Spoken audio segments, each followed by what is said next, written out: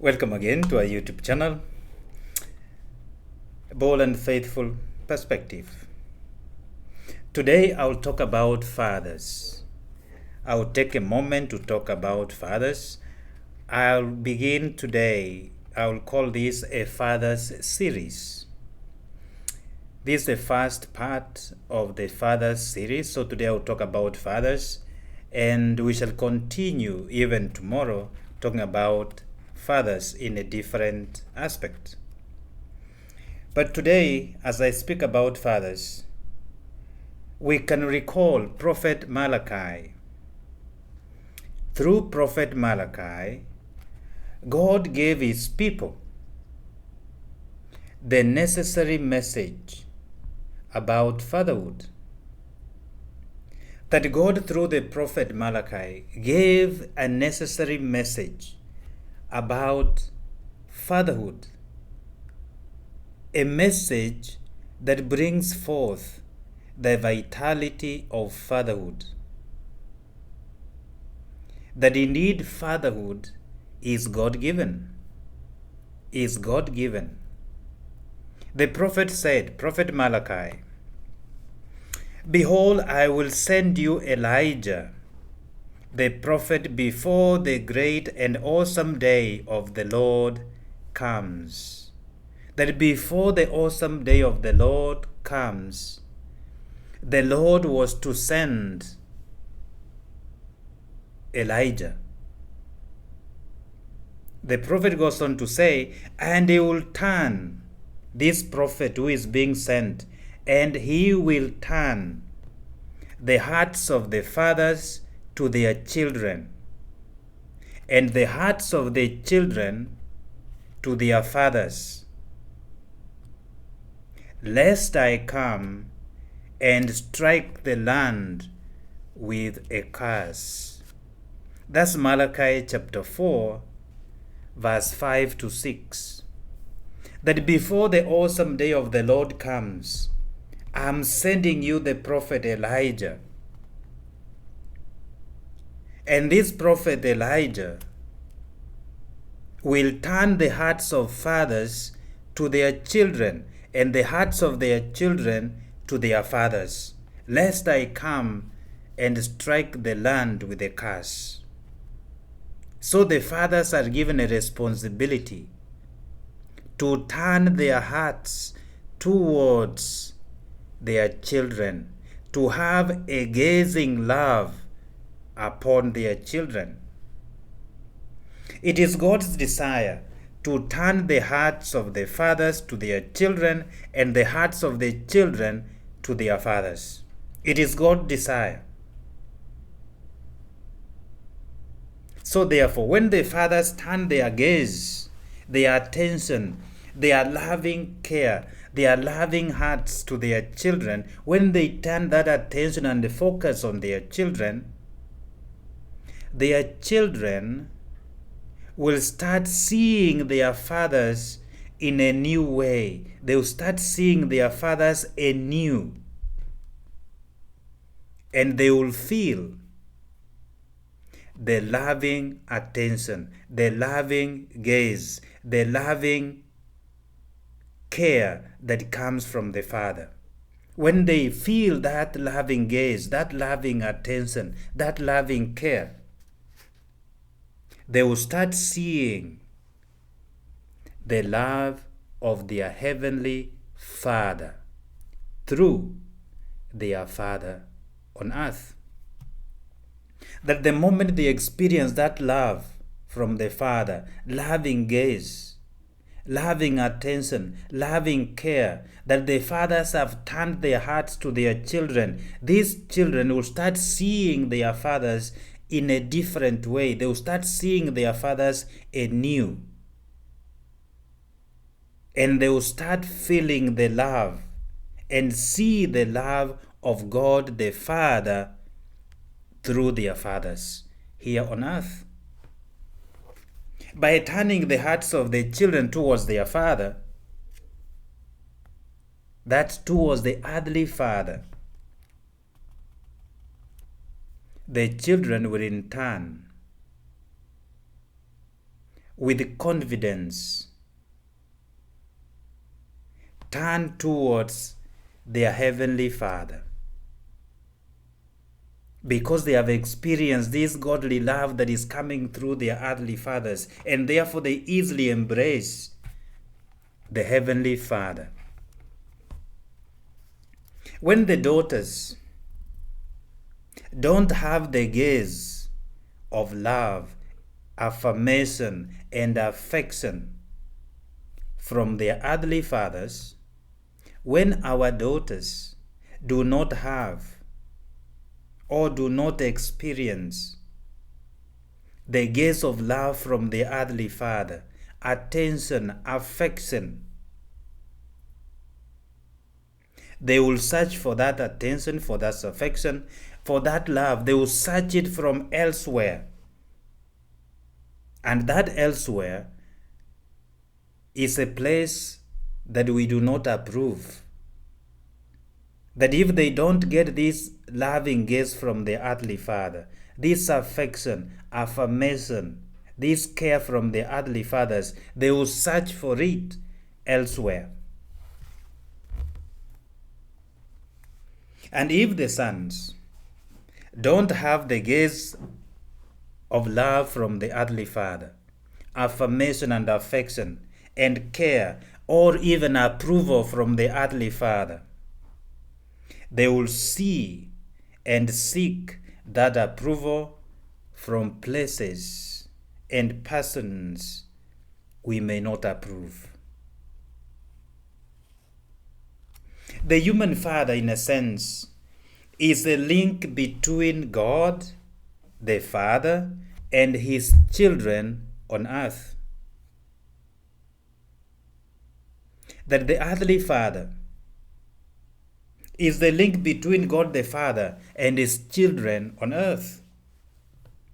He is the voice of the Father that the children do not hear or cannot hear. The earthly Father is the voice of the Heavenly Father that they do not or they cannot hear. The earthly Father is the face of the Heavenly Father whom they cannot see. First, the earthly Father is the voice of the Father in heaven that the children cannot hear. He is the face of God the Father that they cannot see. So the Father on earth represents the Father in heaven. The Father, the earthly Father, is the touch of the Father that our children cannot feel.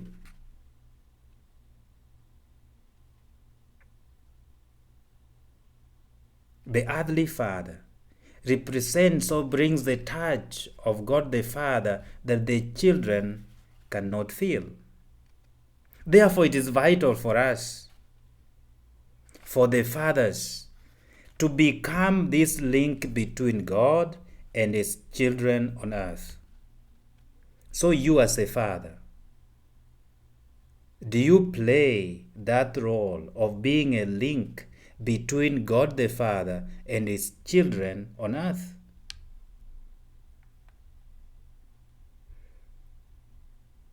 In Selma, we used to have a group that championed the place of fathers. That your family is following you. Where are you leading it to? Where are you leading your family to? Are you playing that role of being a link between God the Father and his children on earth?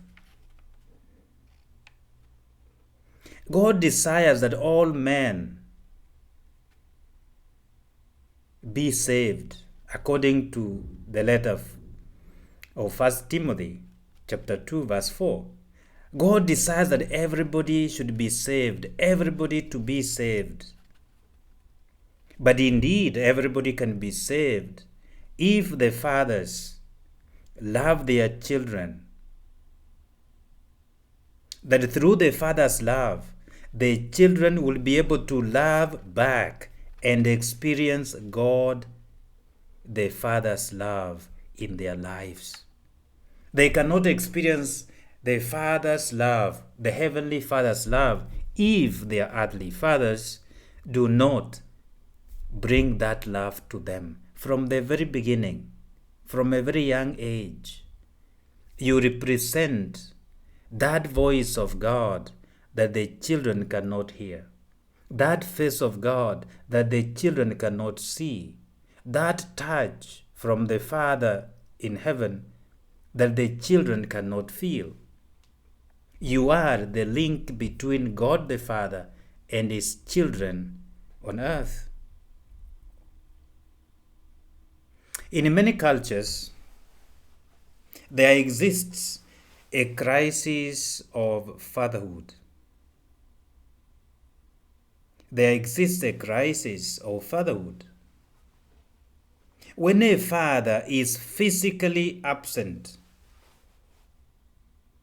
or neglectful spiritually, is not guiding the family spiritually, he is absent physically or spiritually neglectful,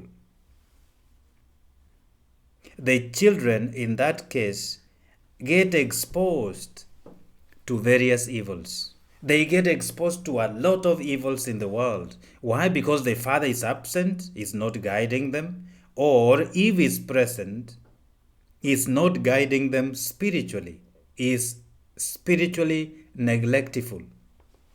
He has neglected his spiritual responsibilities, not guiding the family spiritually. So these children get exposed to a lot of evils in the world. Addictions, teenage pregnancies, pornography, drugs, and very many other negative influences. They get exposed because they are not being guided accordingly with the Father's love. They are not being guided accordingly spiritually by the father, the priest of the house, the priest of that home, the priest of the family is not guiding them. And that responsibility you cannot give to anybody else. You cannot delegate that responsibility. It is yours and yours alone. It is important to note that society goes by the way of the family. If the society is rotten, families in that society are rotten. On the other hand, the family goes the way of the father. If the family is not okay, the father is not doing his job.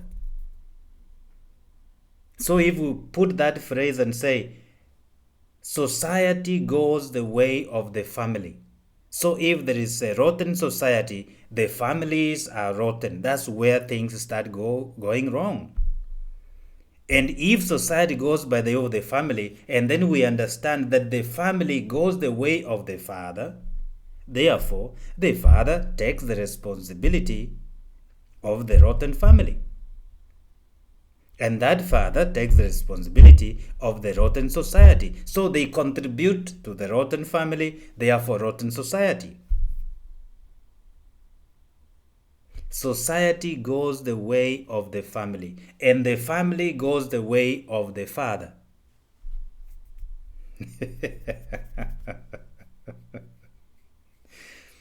If society goes the way of the family, and the family goes the way of the father, so whose responsibility it is to make our society good? The father. If the father makes the family good, the society will be good. Society goes the way of the family, and the family goes the way of the father. Simple logic.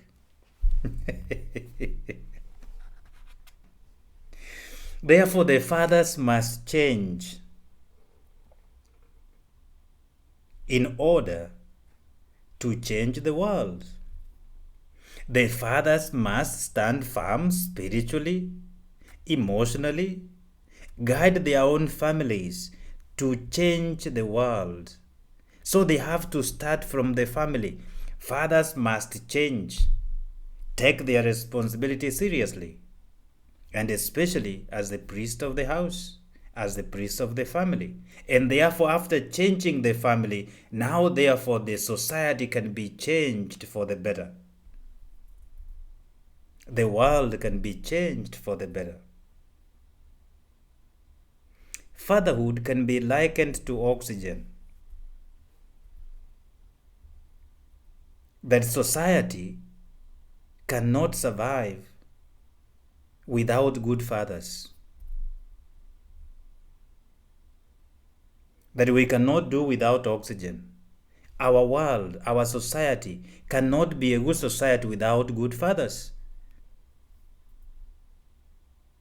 Good fathers make good families. Good fathers make good societies. So we cannot say, what has happened in our society today? Our society is rotten. Let us ask ourselves, we as fathers, are we taking our responsibilities seriously before we start complaining about society that is not good, that is not okay? Are we taking our responsibilities seriously as fathers? God has ordained fatherhood as the key transmitter of his salvation. That God has ordained fatherhood as a key transmitter of his salvation for his people. It is essential for the human father, the earthly father, to understand his role clearly. The earthly father must understand his role clearly and live the true fatherhood as a transmitter of God's salvation for the world. You are the priest of your family, and to that extent of contributing to a good society. A earthly father must always understand that God has ordained fatherhood as a transmitter of salvation for his people. And therefore, you as a father, you take a huge responsibility to guide your family towards salvation. You must understand your role clearly and live that fatherhood as a transmitter of salvation to your family and to society. This series will be continued, so it's not ending there. To be continued. Stay tuned. God bless you. But fathers, take your responsibility seriously. Fatherhood is God-given for a purpose. And one of the spiritual purpose of being a father is to transmit that salvation to your family as a priest of that family. May God bless you. We shall continue from there. God bless you.